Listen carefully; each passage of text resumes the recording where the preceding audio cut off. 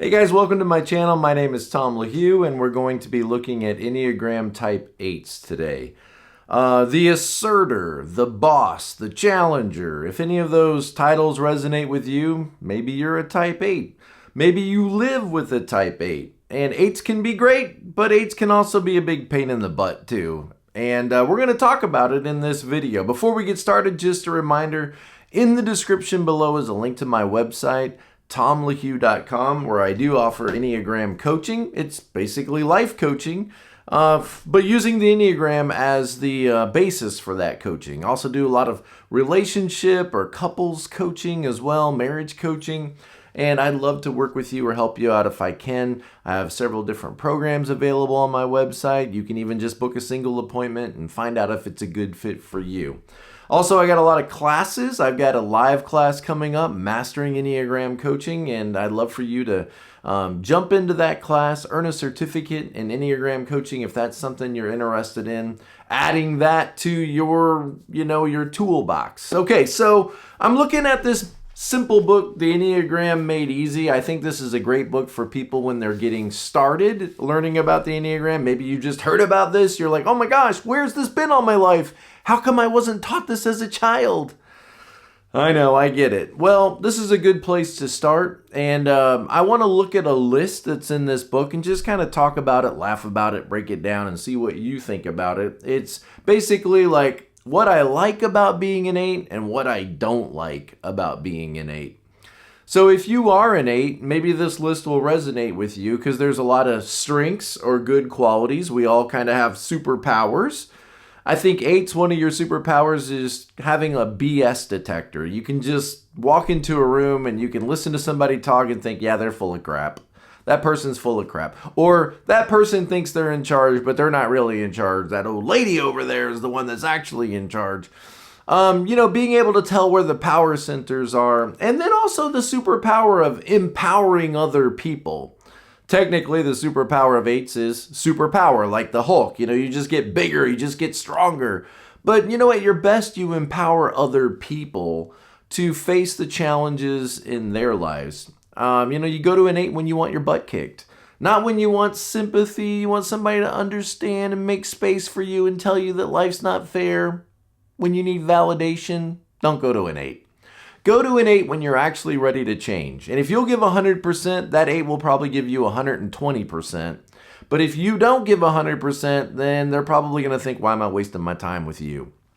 You're not going to take your own problems head on, so why do I care about this? 8 goes to 5 under stress and gets more withdrawn, and you get it. Okay, so let's jump into this list and let's start with the positive, and then we'll go to the what I don't like about 8s or being an 8 myself, okay?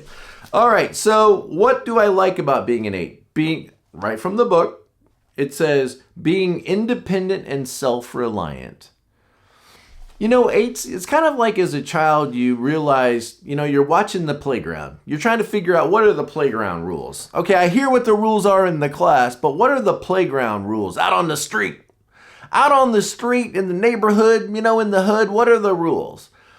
And you learn really quickly as an 8 that, this guy that's kind of soft and nice and kind of, willing to adapt and play by the rules, they get pushed around. So don't be that guy. Don't be that huckleberry that people just push around. And you got to stand up to people. You got to walk in like you own the place. And when people start to push on you, you got to push back. You can't be the nice guy that everybody pushes around. You got to sort of take a deep breath and stick your chest out and say, no, I'm not doing that. And so that independent, self-reliant thing is something that you picked up really quickly. Like, nobody's going to come and fix this. Nobody's going to come and help me out. Nobody's going to come and take care of this. I've got to be big enough right now in order to handle my own problems. Nobody's coming to rescue me. And so that independence, and I think self-preservation 8s probably would look the most like this because they tend to look a little bit like a 5 anyway. And that's something 8s and 5s share in common is self-reliance and independence. I love other people. I want to be connected to other people. Especially if you're like a tri-type, like 826, I want to be connected to other people. That's that social 8, team leader. But at the end of the day, like all I've got to really count on is me. All I've really got to count on and depend on is me. And I got to be careful when I get too intertwined with other people because they're going to let you down and they're incompetent. And 8s really have an eye for who's competent, who's not competent. Being able to take charge and meet challenges head on. Yeah, right. It's called the challenger, right? So being able to take charge. Now, this could get exhausting. And there's probably a part of you that wishes I didn't have to always take charge. I wish other people could be competent and reliant so I could relax. And I've seen this before with 8s in marriage, is sometimes they're attracted to strong, dominant types like other 8s, but then they have a hard time being in that relationship because who's going to be in charge? Well, I'm not doing what you tell me to do. Well, I'm not doing what you tell me to do. And so they often end up with, more compliant people like a 9 or a 2 or a 6 or something like that, a more compliant person. But they long for somebody who is a partner that could also be strong so I don't have to carry all the weight all the time. It's kind of like, I think it feels like that. Like I get tired of being the one in charge. I wish I could just go and just participate. Why do I always end up being the leader of something? I don't want all this responsibility. I don't want to mentor everybody. I don't want to bear the burden for everybody. But every time I get involved in something, I end up, people push me into leadership, and I don't really necessarily always want that kind of responsibility. I was just coming and, I was just coming because I thought this was interesting. And now all of a sudden you want me to be in charge of crap and you put all these expectations on me. No thanks. Peace out. I'm out. And that can often happen, I think, with 8s. Okay, what was that? Being able to take charge and meet challenges head on. And I think it might be kind of confusing to you when you see other people not being able to do that. Like, why do they have such a hard time, facing reality? The first principle of leadership is to define reality. And to define reality, you got to be honest. And I think with 8s, it's like if we could be honest about things, we could start to solve things. But some people just don't even want to be honest. They don't even want to face reality because it would be too painful for them to admit that their mom is a narcissist or that their dad, is an alcoholic or that their child is autistic or whatever it is. It's too hard for them to face reality. They'd rather live in this obscured, blurred reality that fits their preferences better. And that BS detector. No, the first thing we need to do is be honest and be clear about what our situation is and what our reality is. And you think that you're helping somebody by calling out that crap and clearing the air and helping people to see reality, but instead people are just hurt and offended. I can't believe you said that. I can't believe you said my kid's autistic. And I'm like, they are. Look at them. I mean, look at all the accommodations that you're making for them. Okay. All right, where are we at next? Being courageous, straightforward, and honest. And this is something that 8s like about themselves is they tend to be frank.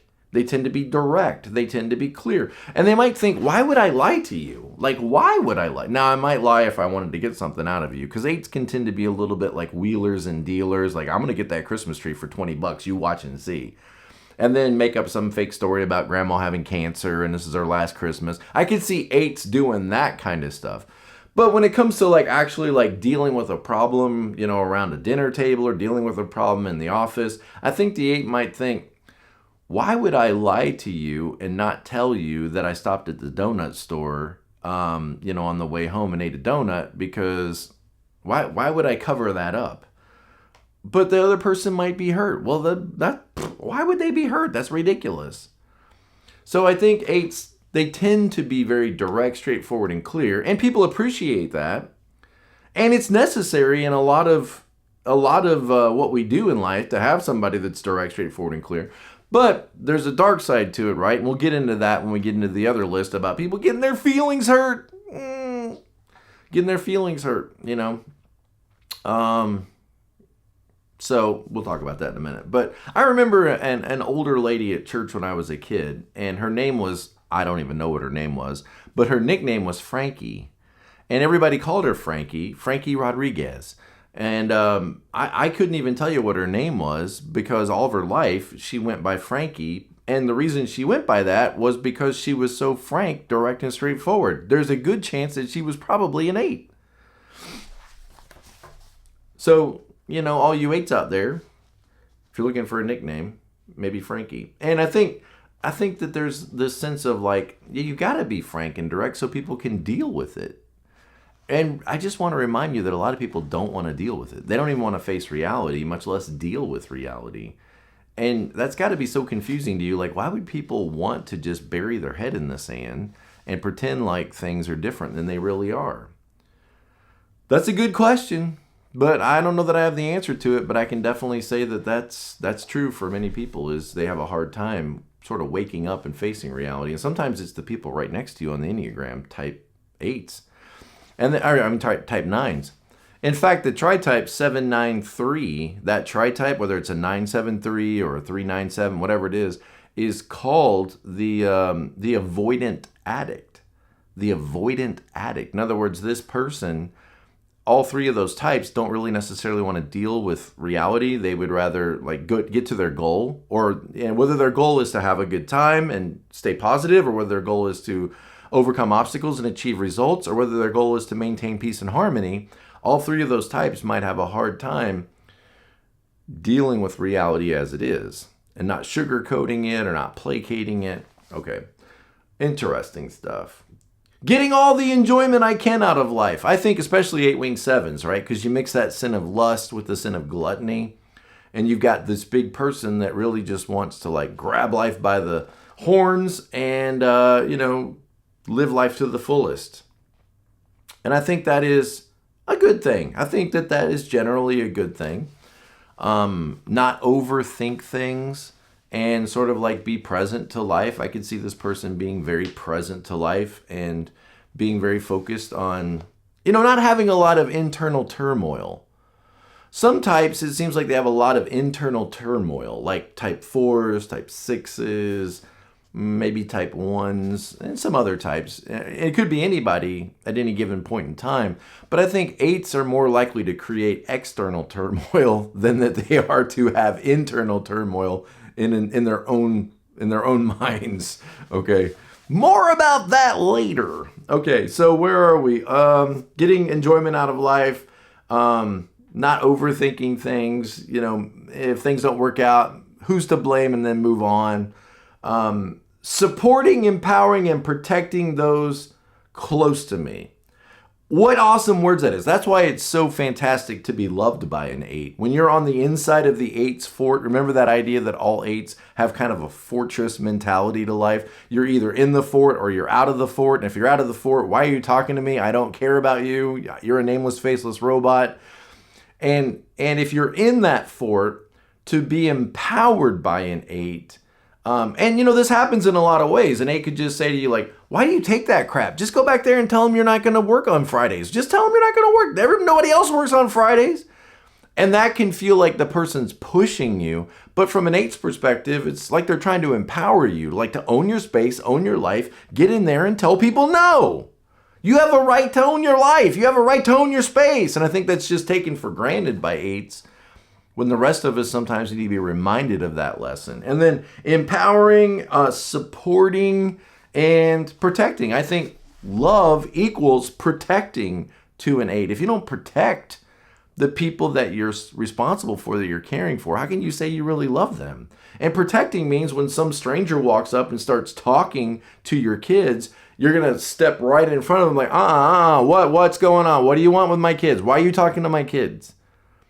And you can see that 8's interposing themselves into conflicts or potential conflicts that, were just not even conflicts, but they're perceived that way because why are you talking to my kids? Why are you reprimanding my kids? Why are you, that I love this person, so I've got to step in there and protect them. And that's a good reminder for all of us that love does protect. Love does. Now, I don't know that every 8's going to be mindful and watching and all that. Maybe like that, which you got a lot of 6 and 2, but if you perceive that somebody's being a potential threat, it's pretty 8 to go toward that threat, and especially when they're threatening somebody you love or care about. Like, nope, nope, nope, we're not doing this. Nope, nope, nope. Go about your business, sir. Go about your business. She's an old lady. Leave her alone. She doesn't know what she's doing. Go on. Leave her alone. Okay. And then the last one was upholding just causes. It's very 8 to sit in a meeting where everybody's talking about saving owls, and think to yourself, saving owls, what about these kids right here? What about these kids right here that, can't read? Why don't we do something about that? Why don't we take care of that right now? We could do this right now. Instead of giving all your money to this cause that everybody is applauding, why don't you deal with the one right in front of you? How about your divorce right now? You're going through a divorce. Why don't you talk about that? Why don't you deal with that? And it makes a lot of sense, right? Like if there's some obvious person that's being neglected or being victimized in some way, it seems really obvious like we should deal with that, and yet we're not dealing with that. Instead, we're raising money for a new building. Isn't that great? We're raising money for a new building. But what are we doing for the homeless people right out in front? We got homeless people sitting right out in front of our building as it is right now. What are we doing about that? And you could just see, there's a lot of truth to that. Raising money for a new building, but we're not using the one we have to actually deal with and solve the problems in our community. And you can see where that 8, if they just go into that space, how they could alienate themselves from the entire group. And everybody's like, oh my gosh, there goes Frankie again. Golly, talking about the homeless again. Oh my gosh.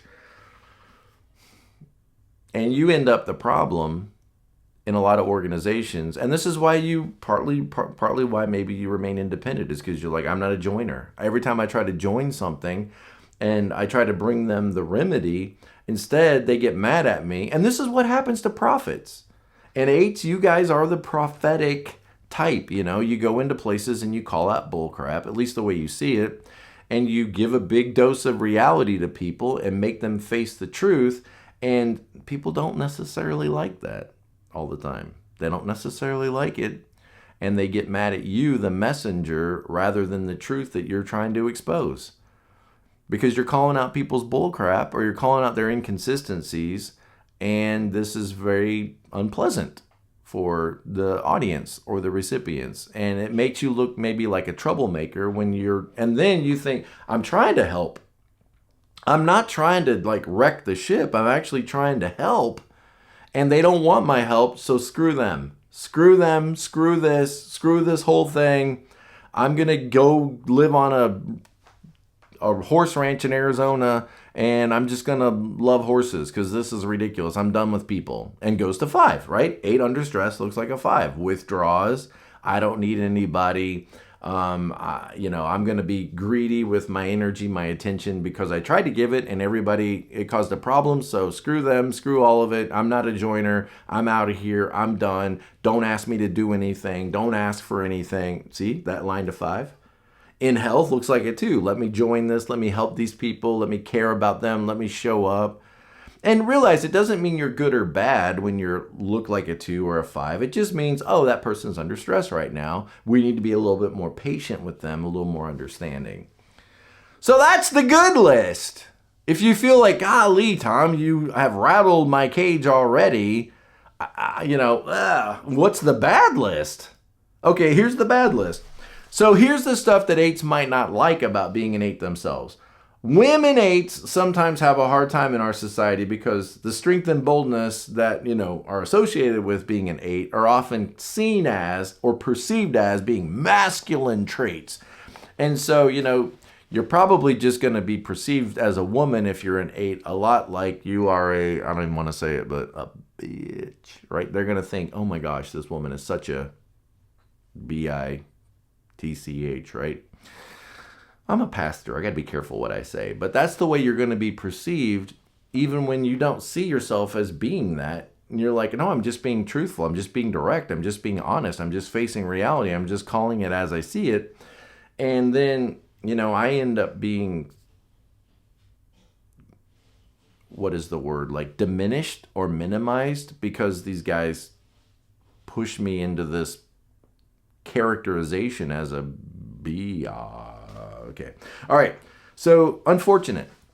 It's unfortunate, that even in society, when you watch like a lot of TV shows, there's a lot of women eights. In fact, I would say there's a lot, even though society sort of pushes women into two, like we value twos, serve us, take care of us, nurture us, right? The traditional mom, it seems like in movies and TVs recently, I don't see a lot of twos at all.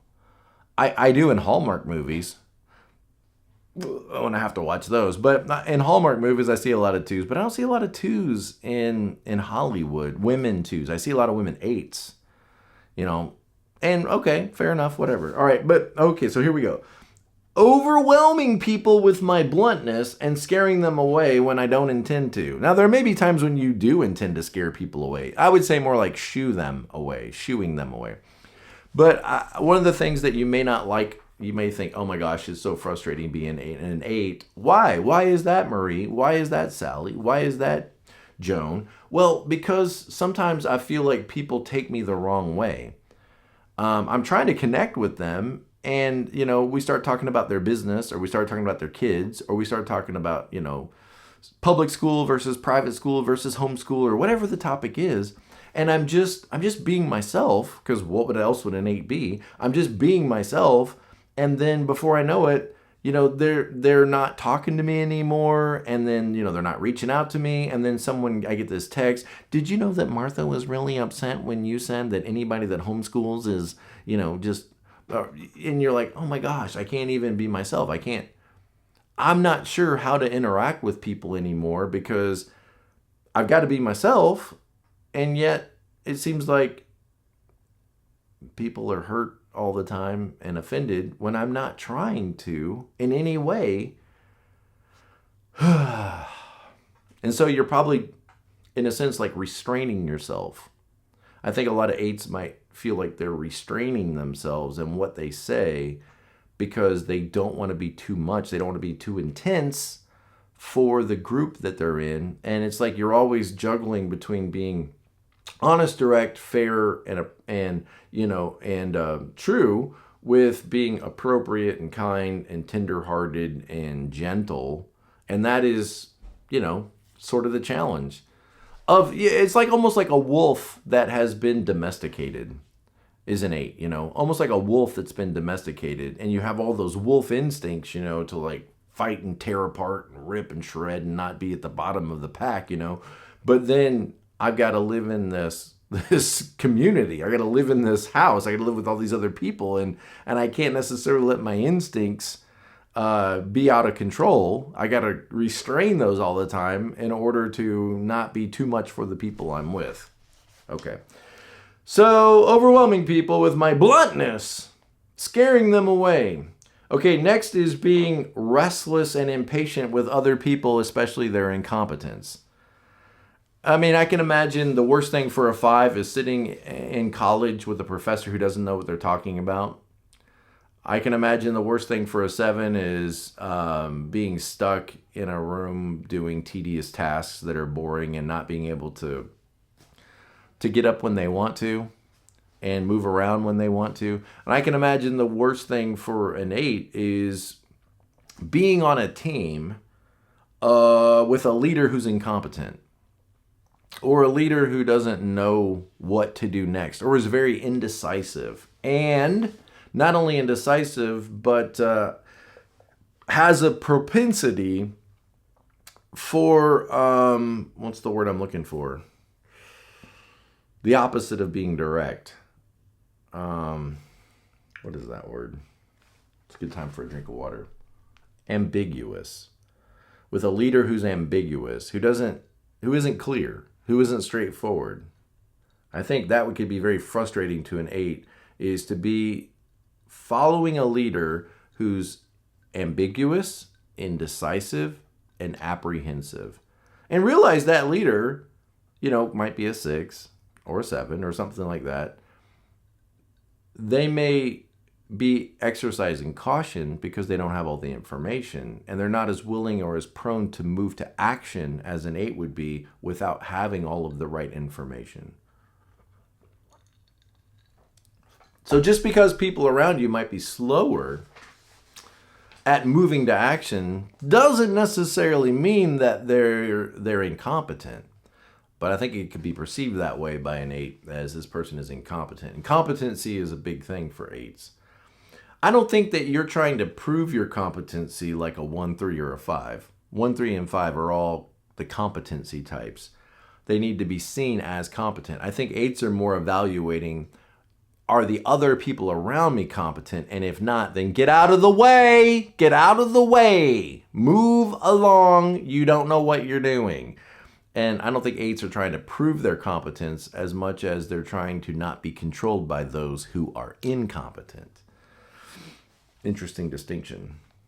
This is good stuff, man. I love it. I love it. I love it. I love it. Okay. Sticking my neck out for people and receiving no appreciation for it. Is that one familiar? Again, I think with 8s, if I'm willing to give 100%, the 8 will probably show up and give me 150% or 120%.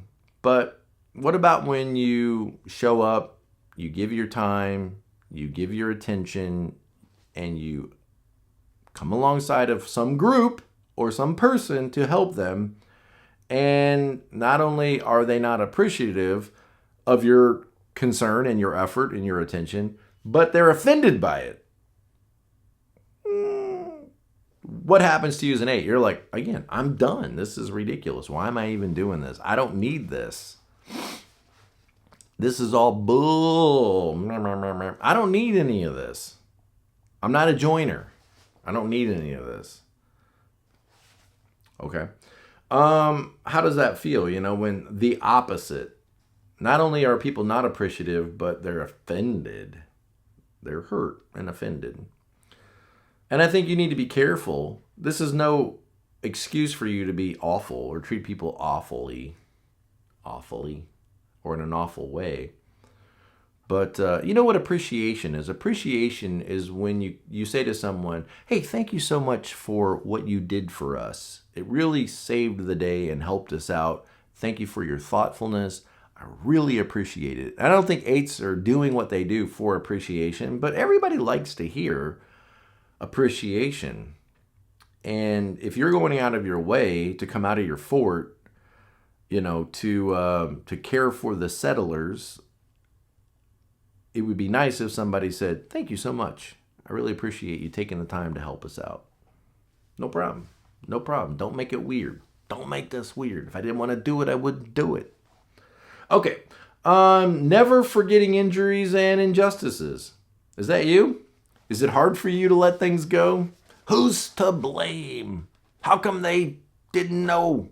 How come they...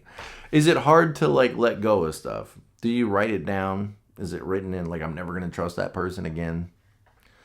Maybe you shouldn't. Maybe you shouldn't, you know. But in a real relationship, like a family relationship, the people you can't get away from, people are going to hurt each other. It's not whether you have conflict, it's how you manage it. I mean, your kids are going to lie to you. They're going to be awful at times. You're going to be awful to them. I mean, it's unfortunate, but this is reality, is we do hurt each other. And one of the attributes of love is that it doesn't keep a record of wrong. Now, if there's been a wrong, then of course we ought to deal with that. We ought to talk about it, and we ought to negotiate, and we ought to, come to a new agreement, and we ought to settle it. And yeah, we're a little wiser, but in order to go forward, we have to forgive. And forgive means I got to let this go, or else I can't have a relationship with you. And if you can't, then I guess you have to admit that and move on. But if you're going to continue having a relationship with somebody, then you gotta let stuff go. And that could be hard for an 8, because that's how they get you. You let stuff go, you turn your back, next thing you know, shank, shank, shank. Okay. All right. Getting high blood pressure when people don't obey the rules. I don't know about that. Let me read the whole statement. Getting high blood pressure when people don't obey the rules or when things don't go right. And that almost sounds like a 1, more like a 1, the way that is said there. I would probably nuance it more, and you're not going to like this, but I would probably nuance it more like this. Getting high blood pressure when people don't do what I say. Just do what I say. It'd be so much easier if you just did what I say. I said, make sure you get the kids ready for their ball game. That's what I said. I don't think it's like obeying the rules. I could see where 8's, if it's your job, like let's say you're a police officer, it's your job to make sure people are obeying the rules. You probably feel a little bit like, the rules don't apply to me, but all these other huckleberries out there, I'm going to make sure they're following the rules. I can see a little bit of that. But I don't think 8's are that concerned about the rules as they are concerned about, their own experience and how people are impacting their own experience. Remember, the sin of lust, one of the ways to define it is a loyalty to oneself. And when other people don't share that same loyalty, then I think this is what might bother the 8. And when the 8, it's ironic that 8's are the most likely to think, I'm not going to do what you say. Just because you told me to do it doesn't mean I'm going to do it. The rules don't apply to me. I'm not doing that, right? But then it's ironic that 8's, if they tell you what to do, they expect immediate compliance. They expect you to comply with them. Isn't that interesting? Like, the least likely to comply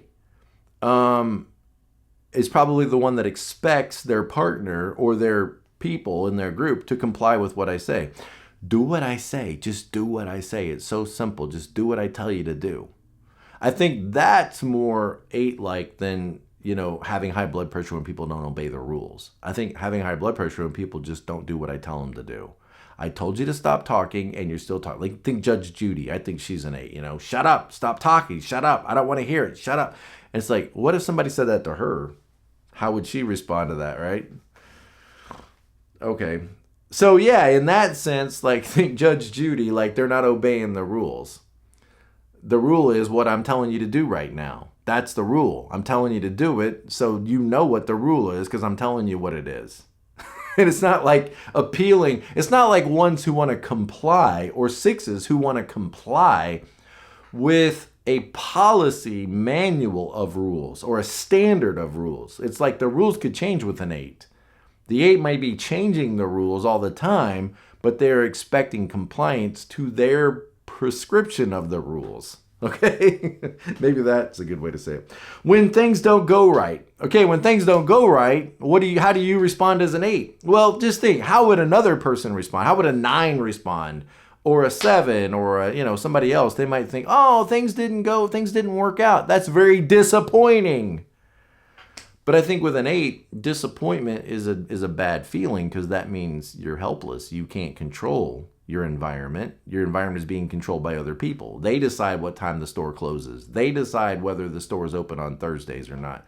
And I think as an 8, you're much more likely to go to anger than the helpless feeling of disappointment or indecision. Those helpless, childlike emotions. You're much more likely to just show anger and be like, oh my gosh, why are they closed on Thursdays? That's so stupid. Why would anybody do that? They're literally they're having a street festival and the store's closed. Okay, so in my mind, I'm a 7, right? So the ADHD is always flowing, right? So in my mind, let me tell you the scenario. I told my family we should go downtown to this little town. It's a quaint little village. And they have a street festival every Friday night. Okay, so I'm making this up in my mind. This isn't reality. Okay, so it's like it just happened so fast. I don't even think to like fill you in with the gaps. Okay, maybe you can follow and track with it. Maybe you can't. But here's where the story is in my mind. I'm telling my family that there's this cool little town about 4 miles away, 40 miles away, whatever. I don't care. It's miles away. And they have this street festival every Friday night where people come out, these artisans come out and they show off their pottery and they show off their soap and they show off their necklace and all kinds of other crap you don't need that you can buy on Amazon. But they show off all their homemade gadgets and their knitting and all this nonsense. And people are looking for something to do. So the 8 comes up with the idea, why don't we go to that? Why don't we go to that? Let's go to that. And there's this one store that I love that everybody's going to love where they sell old vinyl records. Of course, you got teenagers that are into records, and so they're excited, and you've talked it up, and you've made everybody get excited about it because you're an 8-wing 7, and you can persuade people to do what they wouldn't otherwise do. And you go downtown, and yeah, you're walking through all the soap and the perfume and the jewelry and all this crap, right? And then you go up to the record store that you've been telling everybody is great, and it's locked. It's only 6 o'clock in the evening. It's 7 o'clock in the evening and the door's locked because they're not participating in the street carnival because their hours are they close at 5 or whatever, right? And so they're not open. And you go to open the door and it's dark and it's locked. And now you kind of look like an idiot because you've been talking up about how great this is to everybody. And they've been looking to you like their fearless leader. And so what would a normal person do right now? They'd be like, oh, it's locked. I guess they don't participate in the street carnival.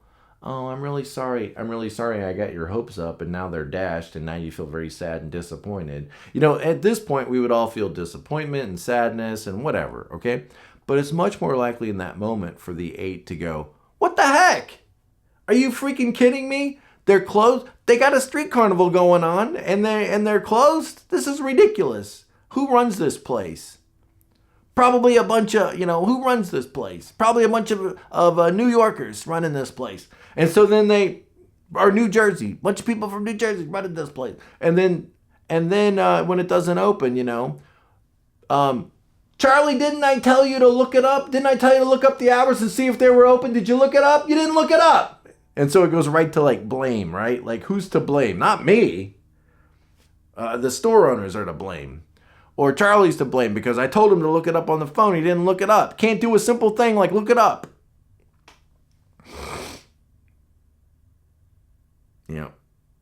When other people don't do the right thing or when people... Okay. So, let's see. There's a little cartoon here at the bottom of cars trying to merge and the 8 not letting them merge. And it says, I'll never let that guy cut in front of me. I thought that was funny. And then there's this woman who's kind of, I don't know, she looks like a fortune teller. I don't know why she's a fortune teller. But she's having thoughts, typical thoughts of an 8. I don't have to put up with this if I don't want to. Okay? I'll show him who's really in charge. Why doesn't she stand on her own 2 feet? Again, I'm not going to be a huckleberry. Why do they let themselves be pushed around? And the last one is, I hate to see... Patty let people walk all over her. Because I would never let that happen. I don't know why she lets that happen. I try to tell her, don't let people walk all over you, but she just... Okay, guys. I hope that's helpful. I hope it's, interesting.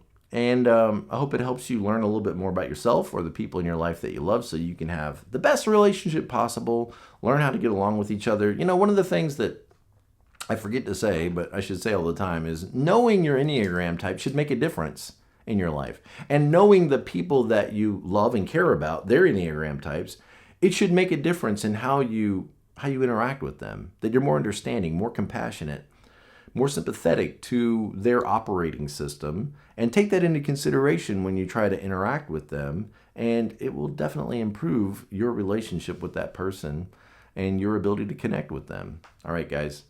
I love you all. Be safe. Treat each other nicely. And be present to life. And I'll see you next time.